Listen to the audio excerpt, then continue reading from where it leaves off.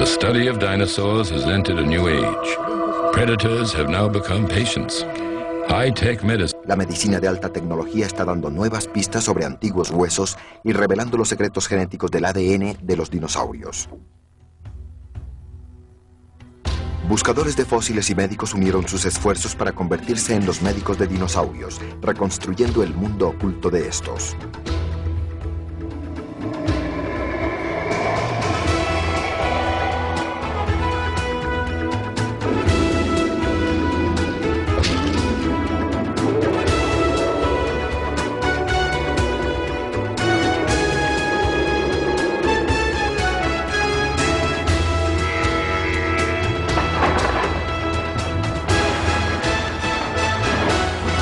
Mundo paleolítico. Dinomédicos.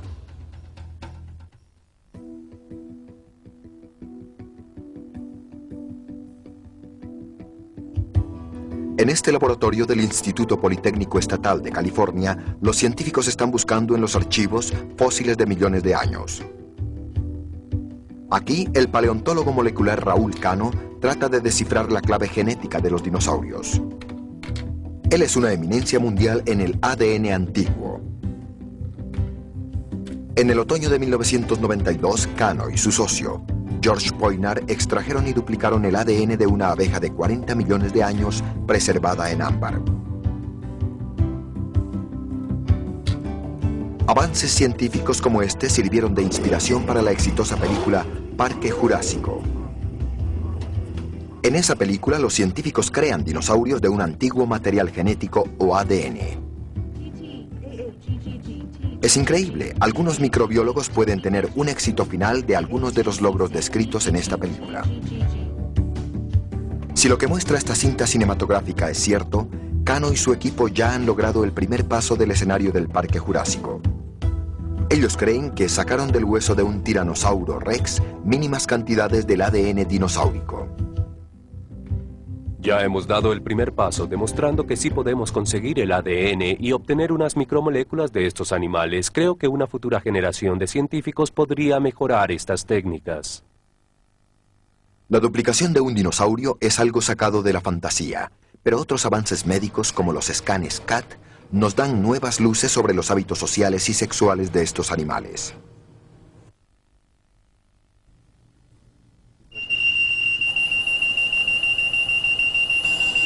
Pero antes de que estos análisis de alta tecnología empiecen, hay que desenterrar fósiles a la manera antigua y en un lugar como el Parque Provincial de Dinosaurios en Alberta, Canadá.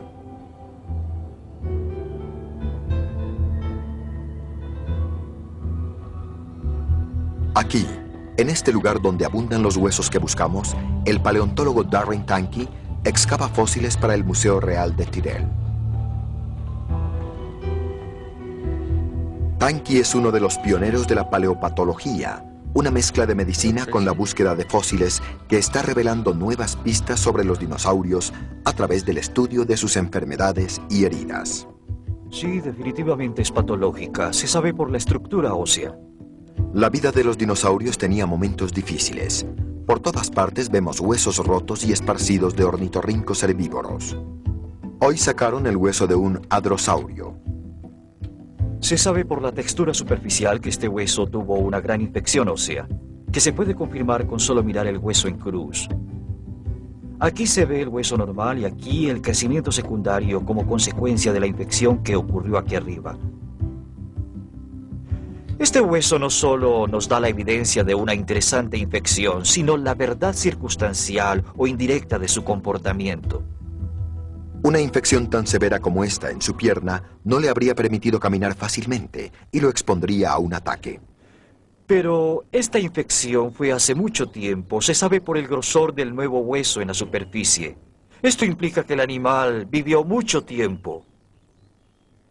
Porque la herida necesitaba tiempo para sanar, Tanky cree que esta criatura fue protegida por una manada de dinosaurios ornitorrincos. Para estos, el precio de vivir en manada era pagado con heridas y golpes. Los ornitorrincos demuestran una amplia variedad de lesiones en las puntas de sus colas, lo que indica que otros animales se las pisaban en la mitad donde la vértebra era rota y luego reunida por fusión. En la base encontramos fracturas, al igual que en las cajas torácicas. Todo esto me lleva a concluir que estos ornitorrincos eran muy susceptibles a los accidentes.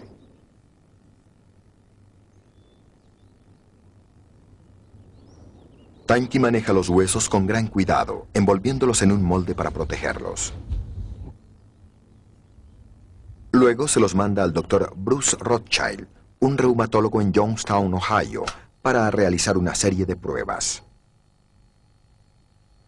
Este es un especialista en artritis, pero en su tiempo libre diagnostica a los dinosaurios.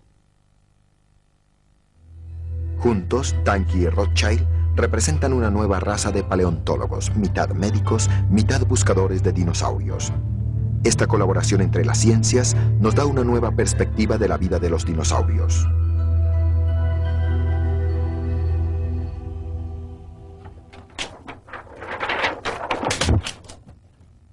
Rothschild está muy interesado en los saurópodos, que pertenecen a la familia de los brontosauros y los diplodocos. De acuerdo con la teoría de la artritis en los humanos, cuando la gente sube de peso, añade tensión a sus rodillas y caderas, pero cuando Rothschild estudió los rayos X y escanes de CAT de los saurópodos, la más pesada de todas las criaturas, no registró señal alguna de artritis. Este hecho, que era bastante raro en los saurópodos de 60 y 80 toneladas, nos aclara que no es solo cuestión de peso, tiene que existir otro factor. La naturaleza de las coyunturas que sostenían el peso de los dinosaurios no permitía la osteoartritis. Pero las coyunturas de los humanos, que son más variables, por ejemplo su rodilla, que rota en lugar de doblarse, permite la inestabilidad. Y esta inestabilidad al parecer causa la osteoartritis, un gran factor en su desarrollo. Aparentemente los dinosaurios estaban protegidos de esto.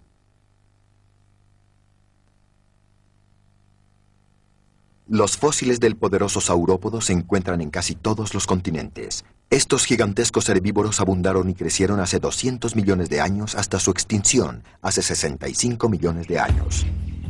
Los saurópodos más grandes medían 35 metros de largo. Sus cuellos se estiraban hasta 10 metros y pesaban unas 70 toneladas, el equivalente a 10 elefantes. Seguramente se comían hasta 6 toneladas de vegetación diaria.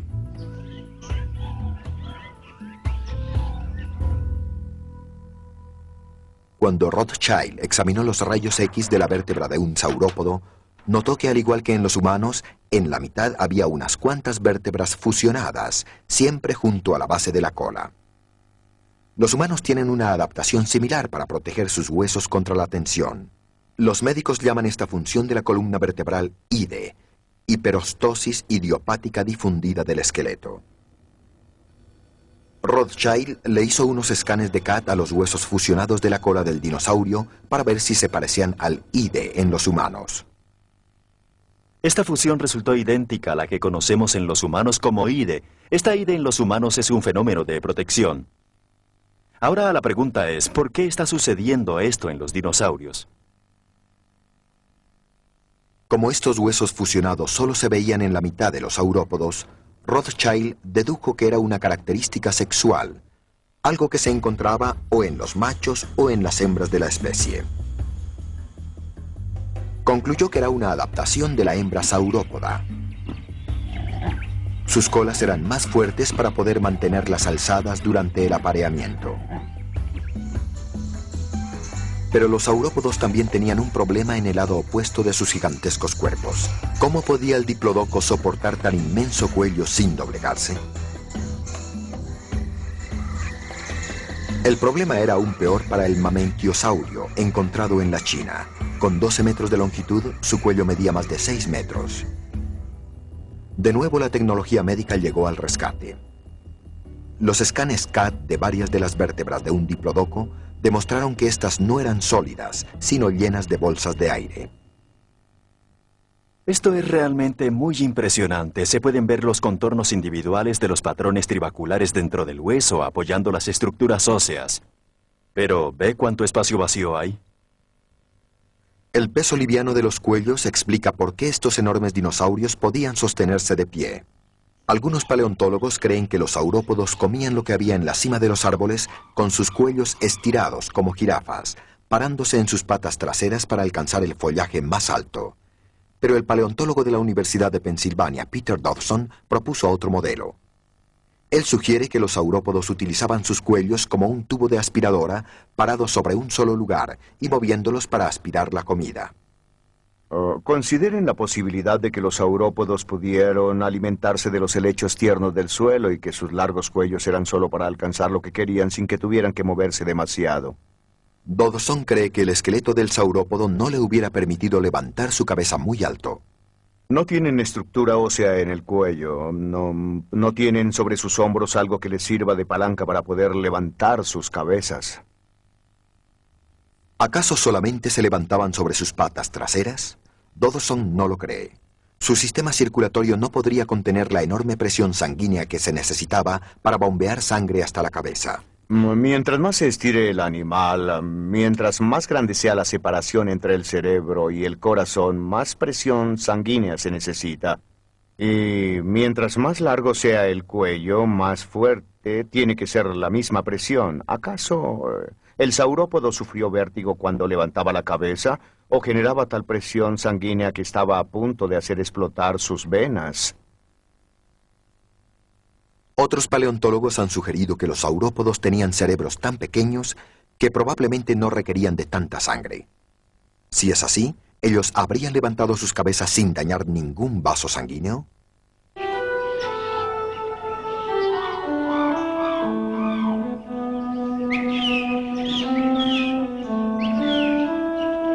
Quizás el misterio anatómico más grande es saber si los dinosaurios eran de sangre caliente como los mamíferos o fría como los reptiles. Los cuerpos de los mamíferos tienen una temperatura constante que les permite mantenerse activos durante todo el día. Los reptiles solo son activos durante el día cuando la luz solar eleva su temperatura corporal.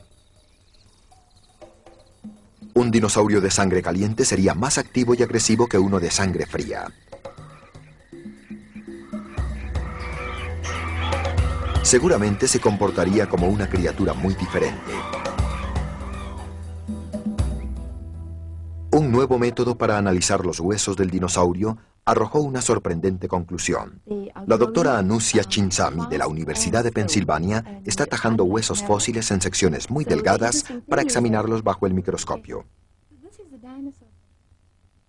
El crecimiento de los dinosaurios nos sugiere que tienen la característica reptil de un patrón cíclico de crecimiento, pero algunos de ellos pueden crecer rápidamente sin interrupciones, y esta clase de patrón nos indica que los dinosaurios no caben en la categoría de reptil de sangre fría o la mamífera que es de sangre caliente. Muchos paleontólogos sospechan que el metabolismo variaba en cada criatura. Un depredador como el Velociraptor, construido para velocidad y agilidad, pudo estar en la última fase del espectro de sangre caliente. Para un saurópodo, la sangre caliente habría sido desastrosa, pues su cuerpo se habría sobrecalentado. Y mientras más grande sea el animal, menos deseable es la sangre caliente. Un filósofo térmico opina que un saurópodo de sangre caliente, animal de 30 toneladas, a plena luz solar meridiana se habría derretido. Así que para los animales muy grandes, un metabolismo tan alto hubiera sido un problema en lugar de una posible solución. ¿No lo creen así? Los expertos en la fisiología silvestre han transformado su manera de pensar sobre el metabolismo de los dinosaurios.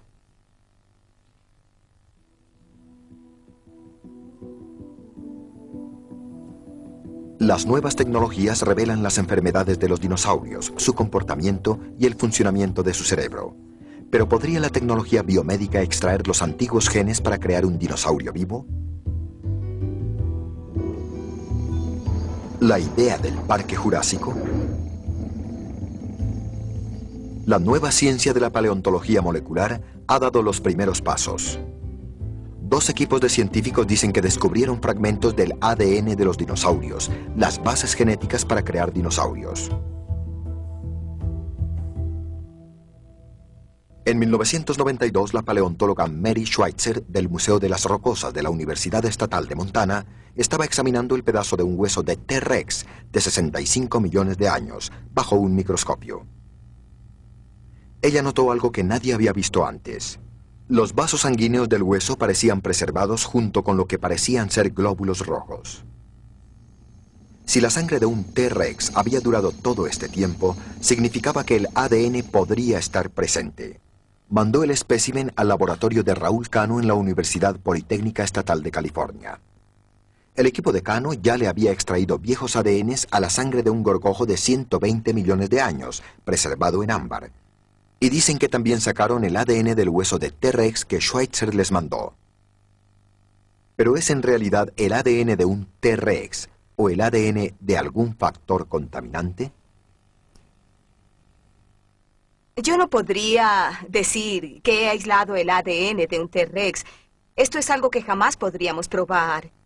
Y la única forma para que alguien pudiera afirmar que ha aislado el ADN de un dinosaurio es creciendo a uno de ellos, y esto es imposible con ADN viejo. Otro equipo de paleontólogos moleculares, bajo el mando de Scott Woodward de la Universidad Brigham Young, recobraron el ADN de unos huesos de 80 millones de años, encontrados en una mina de carbón en Utah. Los huesos son tan pequeños que no se puede identificar al dueño. La primera vez que nosotros vimos la mancha sobre el gel fue tan excitante como miedoso. Pues no está contemplado. Esto tiene 80 millones de años. Y por supuesto no debe tener ningún ADN. Si estos en realidad son fragmentos óseos de un dinosaurio, entonces el ADN encontrado puede ser de uno de estos animales. Estas 4 hileras representan la secuencia dinosauria y estas otras 4 la secuencia de un elefante asiático en el procesamiento de una porción del gen. Si se fijan cuidadosamente verán que no son muy similares. Sus patrones no son parecidos en estas 2 áreas. Esto significa que el dinosaurio y el elefante asiático no están muy relacionados. El ADN recobrado tiene poca o ninguna similitud con cualquier animal moderno. Pero los expertos tienen sus dudas. ¿Estos huesos pueden pertenecer a otra antigua criatura? Teóricamente, los investigadores podrían tomar un hilo del ADN del dinosaurio, ponerlo dentro de una célula y luego incubar un huevo en ella. El ADN se duplicaría, creando una copia de la criatura de donde salió el ADN. Pero la idea de incubar un dinosaurio seguirá siendo ciencia ficción hasta que sepamos más sobre la genética. La verdadera meta no es la resurrección del dinosaurio, sino el comparar los pequeños fragmentos encontrados de ADN con la información genética de otras criaturas, incluyendo aves vivientes y reptiles. Esto nos permitiría obtener mayor información acerca de organismos ya extintos y también información de organismos vivos que todavía se encuentran entre nosotros. Podemos aprender sobre la evolución y los promedios de mutación, aprender cómo los genes cambian con el tiempo y darnos alguna idea de las condiciones ambientales en que este organismo vivió y murió. Si se encontrara suficiente ADN, los científicos podrían construir un árbol genealógico de las especies dinosaurias. Pero las muestras de ADN serían tan pequeñas y las instrucciones moleculares tan complejas que el paleontólogo Peter Dodson duda que esto pueda suceder. Podríamos hacer una analogía con un diccionario sin abreviar, uno así de gordo, donde las instrucciones para construir nuestro organismo representan tal información. Cuando encontremos el ADN de los dinosaurios, solo veremos unos cuantos fragmentos. Sería como quitarle una página a ese diccionario y luego cortarle un pedazo a la misma página. Y esa sería toda la información que tendríamos. Siendo pesimistas, creo que no nos diría nada. Sería como un simple truco de sala. Bien, yo no estoy de acuerdo con que cualquier metodología o estrategia que promueva el aprendizaje sería una distracción. La misma esencia de la ciencia es el aprender y descubrir cosas que no sabíamos con anterioridad. No especifica lo que podemos o no podemos encontrar útil. La sabiduría en sí es útil y valiosa, y cualquier información que uno pueda obtener de un dinosaurio, de una bacteria o de un pedazo de roca que antes no sabíamos vale la pena conocer. Si el reconstruir un dinosaurio a partir de su ADN es un sueño imposible, algún día la investigación genética podrá llenar los vacíos cruciales de nuestra comprensión de la evolución dinosauria. Cuando encontremos huesos de dinosaurios, no solo podríamos encontrar su ADN, sino también los microorganismos que probablemente los mataron, si es que murieron de una infección. Esto nos daría pistas sobre la evolución de las enfermedades infecciosas y tal vez cómo tratarlas o controlarlas en su relación con los seres humanos. Hasta que la genética de los dinosaurios sea mejor comprendida, los paleontólogos continuarán buscando nuevas maneras de extraer los secretos de estos antiguos fósiles. Junto a los patólogos, los dinomédicos seguirán aplicando los últimos avances médicos a los más antiguos pacientes de la Tierra.